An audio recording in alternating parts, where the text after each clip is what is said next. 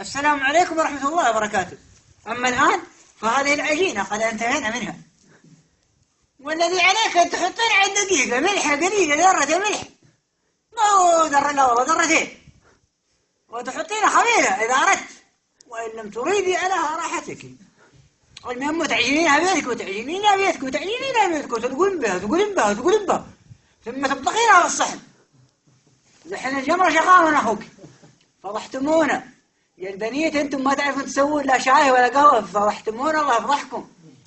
أما الآن فوضعناها بالصحن ودمسناها، تحطين يدك في المويه هكذا، ثم تبين هكذا عشان يجي قرصك مستوي، لو حكون عليك الرياشين. قدامك الزواج وقدامك علم زينة، تعلمي مظبوط.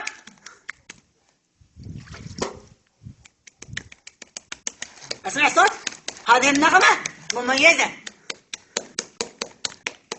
أرأيتي أختي المشاهدة؟